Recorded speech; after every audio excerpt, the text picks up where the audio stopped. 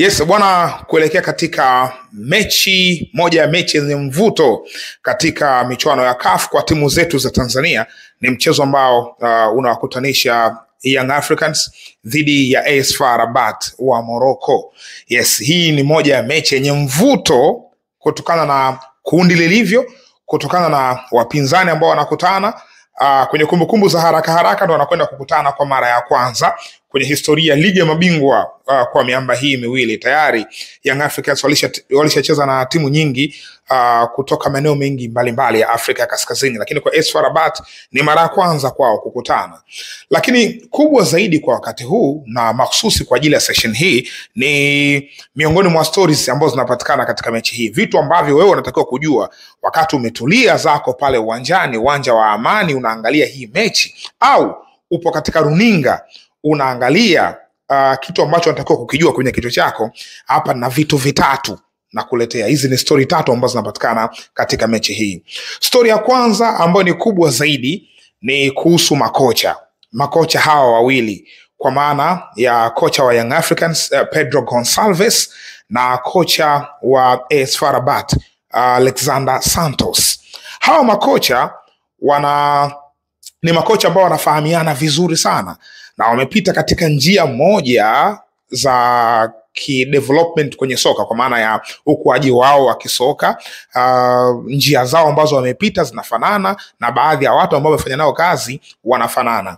Hawa wote wanatokea Ureno, Portugal, kule barani Ulaya, na kimsingi Afrika walikuja, lakini wameingia katika taifa ambalo linazungumza lugha ya Kireno. Hii ni story ambayo mara nyingi waga nasema, nisha kuweka clear mara nyingi tu kwamba makocha hawa wa Kireno mara nyingi wanapokuja Afrika huwa wanaingilia katika mataifa yao ya Kireno yale. Naposema mataifa ya Kireno ya Kiafrika na maanisha Black Portuguese wanaitwa hivyo, au Lucy countries, mataifa yanayozungumza lugha ya Kireno. Kwa hiyo asilimia kubwa waga wanapitia katika hiyo njia.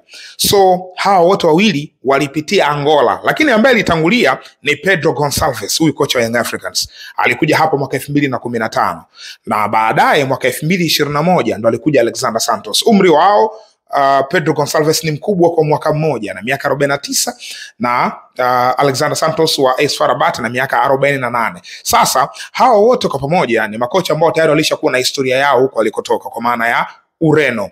Hawa wote kwa vipindi tofauti wamepita kwenye moja ya klabu kubwa sana pale Ureno, inapatikana Lisbon, inaitwa Sporting CP.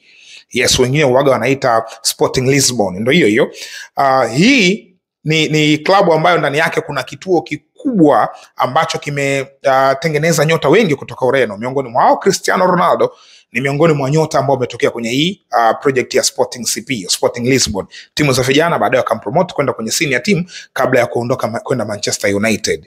Sasa Pedro Gonçalves amefanya kazi ndani ya kikosi cha Sporting CP kwa kipindi kirefu sana, na alifanya kazi kama scout, baadaye akaja kufanya kazi kwenye academy. Na kwenye academy na maanisha alikuwa kocha. Lakini Alexander Santos na mwenyewe pia amefanya kazi kwenye kikosi cha Sporting CP, timu ya vijana chini ya umri wa miaka 23, alikuwa akiwafundisha pale. Sasa Sporting CP ni compound kubwa ambayo ndani yake wanatengeneza pia makocha wao. Yaani ukiona kocha ameingia kwenye Sporting CP ni kocha wa mirija ile ambaye ana connection na kituo chao. Kwa hiyo hawa wote wawili wana connection ya Sporting CP, kwa maana hata zile methodologies, njia zao za kusoma, asilimia kubwa zinakuwa zinafanana. So hawa makocha kwa sasa hivi wote wako Afrika, lakini kocha ambaye alifungua njia hawa ni kama baba yao kwenye coaching career, anaitwa Jose Peseiro.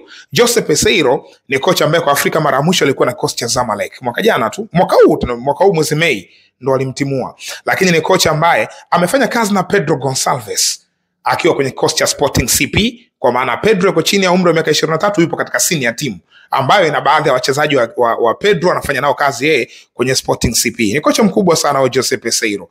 Lakini pia Peseiro ndiye ambaye alifanya naye kazi huyu Alexander Santos katika klabu mbalimbali za Afrika akiwa kama assistant.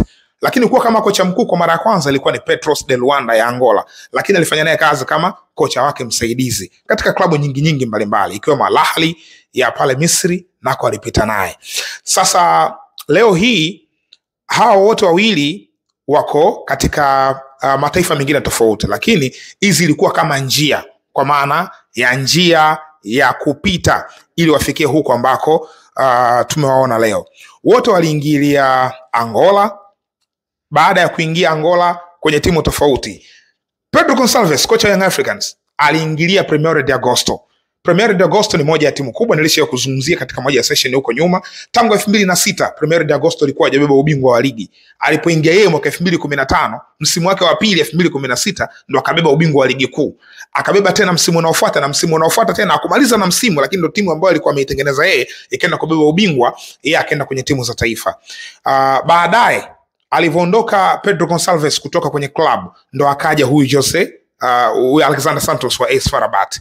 Alipoingia ndani ya Angola, akaingia kwenye kosti ya Petros Atletico de Luanda. Petro akaanza kubeba back to back mataji. Kwa hiyo manake wote ni makocha ambao wamefanikiwa.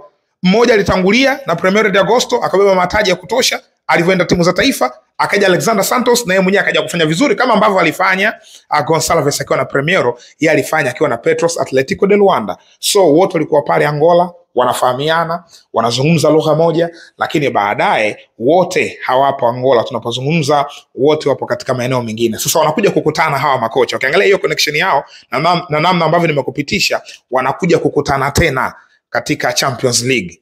Yes, AS FAR Rabat chini Alexander Santos, Young Africans chini Pedro Gonçalves. Kwa hiyo hii ni mechi ambayo hawa makocha wawili wanaenda kuinogesha, kuifanya kuwa mechi bora zaidi. Hiyo ni story ya kwanza katika zile tatu nilizokuambia. Story ya pili, kwenye kikosi cha AS FAR Rabat, miongoni mwa eneo lao ambao wanalitegemea sana, eneo lao gumu, ni eneo lao la kushoto. Upande wao kushoto una nguvu kweli kweli, na ndo ambako wanatengeneza hatari nyingi. Wana mawinga wazuri kwa maana ya Al-Fahli, Aura wenyewe wanamuita, anatokea upande wa kushoto, na upande wa kulia wana Reda Slim ambaye anacheza kwa mkopo akitokea Al-Ahli. Lakini huku upande wa kushoto huyu Al-Fahli, nyuma yake au chini yake anacheza To Carneiro. To Carneiro ni fullback wa kushoto wa AS FAR Rabat ambaye ametokea kwenye kikosi cha Petros Atletico de Luanda. Maana yake huyu kocha wake Alexander Santos amefanya naye kazi akiwa wapi? Akiwa naye Petros Atletico de Luanda. Lakini To Carneiro amefanya kazi kwa kipindi kirefu na kocha wa Young Africans kwa maana ya Pedro Gonçalves. Maana yake nini? Kwamba eneo ambalo linaonekana wana uimara nalo mkubwa sana hawa AS FAR Rabat, Pedro Gonçalves analifahamu vizuri. Anamfahamu vizuri To Carneiro, huyu fullback wao. Wenyewe wanamuita Marcelo wa Angola, mchezaji fulani na maafro ya kutosha. Jana alikuwa uwanjani Angola alivyokuwa anacheza na Argentina, ikiwa ni miaka 50 ya taifa lao. Walicheza hiyo mechi ya kirafiki katika uwanja wa Nacional 11 November Luanda, wakashinda Argentina 2-0. To Carneiro alikutana na Messi. Kuna clip moja nimeshare Instagram pale, alikutana na Messi akafanywa balaa, To Carneiro akamlaza chini Messi. Kwa hiyo ndo yule fullback. Sasa Pedro Gonçalves anamjua vizuri sana yule. Kwa hiyo huenda akamtengenezea mpango kazi wa kuhakikisha asumbui katika mechi ambayo anakwenda kukutana naye.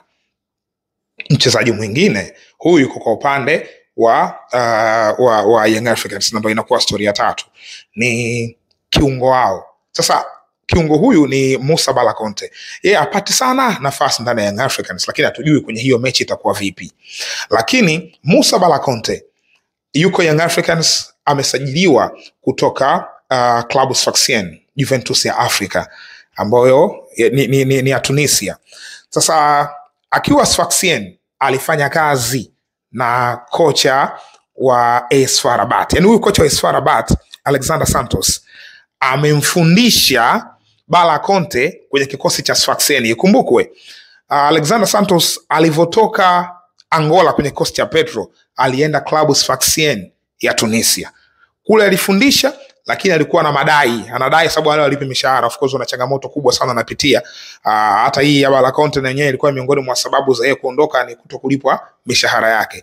Kwa hiyo na yeye alivyoona alipwe vizuri, aliamua kuondoka.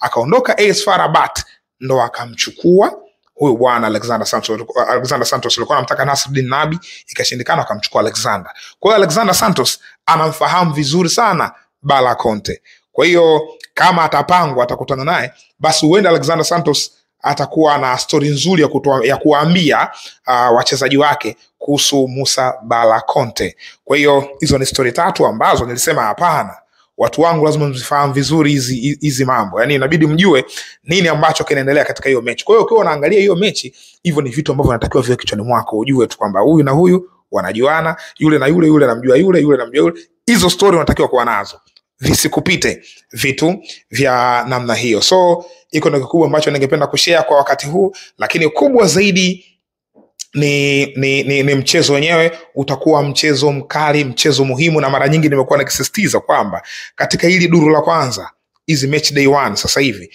mechi kubwa zaidi yenye mvuto ni AS FAR Rabat na Young Africans, ingawaje kuna mechi nyingine ambayo tayari tulishaichambua, ni mechi ya Simba na Petros Atletico. Bwana, hiyo mechi ni Clash of Titans, ni Clash of Giants, wamekutana. Tulishazungumzia sana katika session zilizopita huko nyuma, lakini kwa sasa tunaenda kwenye kibarua hiki cha Young Africans dhidi ya AS FAR Rabat kutoka Morocco.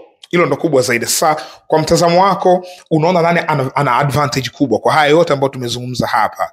Unaona kwa hiki fulani ana advantage kubwa kuliko mwenzie kuelekea katika mechi hii? Kwa kupitia hizi story ambazo tumezipiga hapa, hizi story 3, weka kwenye comment section hapo juu ya hiko ambacho nimekuuliza. Lakini kwa wale wote wenye uhitaji wa spare bora kabisa za pikipiki, bajaji na guta, basi sehemu sahihi ya kupata hizo spare inafahamika, ni ABY Genuine Spare Parts ndani ya Mafia na Sikukuu Kariakoo.